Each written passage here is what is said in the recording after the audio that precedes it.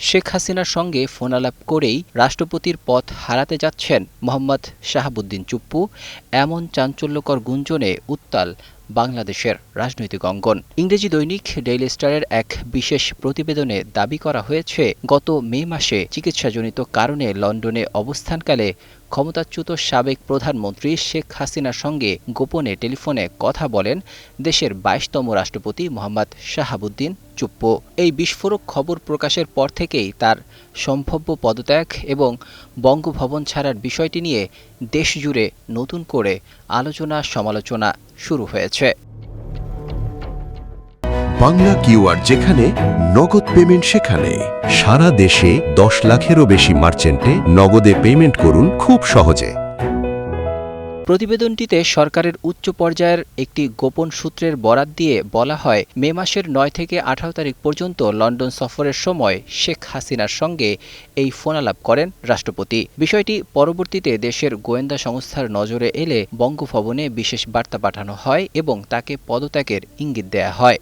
বিশেষ করে আগামী ডিসেম্বরে শেখ হাসিনার দেশে ফেরার পরিকল্পনার খবর এবং অভ্যুত্থান পূর্ব আমলের কোনো ব্যক্তিকে দেশের সর্বোচ্চ সাংবিধানিক পদে বহাল রাখার ঝুঁকি নিয়ে নতুন সরকার ও প্রধান রাজনৈতিক দলগুলোর মধ্যে গভীর সংবেদনশীলতা তৈরি হয়েছে বলে প্রতিবেদনে উল্লেখ করা হয়। তবে ডেইলি স্টারের সূত্রে প্রকাশিত এই তথ্যের সত্যতা স্বাধীনভাবে যাচাই করা সম্ভব হয়নি। অন্যদিকে শেখ হাসিনার সঙ্গে ফোনালাপের দাবিকে সম্পূর্ণ ভিত্তিহীন, মিথ্যা ও উদ্দেশ্য প্রণোদিত বলে তীব্র ভাষায় অস্বীকার করেছেন রাষ্ট্রপতি মোহাম্মদ শাহাবুদ্দিন চুপ্পু। তিনি জ্যেষ্ঠ সাংবাদিক হেলাল উদ্দিনকে সরাসরি ফোন করে ক্ষোভ প্রকাশ করেন। তিনি বলেন, এই খবরের বিন্দুমাত্র সত্যতা নেই। কথা বলতে হলে দেশ থেকেই বলা যায়, লন্ডনে যেতে হবে কেন? যদি কেউ সামান্যতম প্রমাণও দিতে পারে তবে জনগণের যে কোনো সিদ্ধান্ত মাথা পেতে নেব।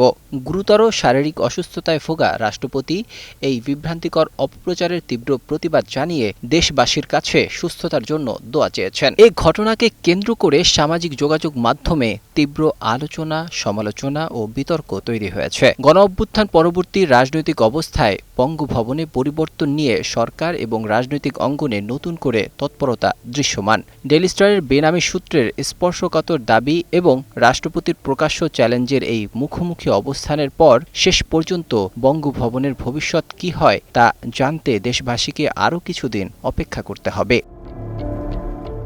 Desk report, ২১ television.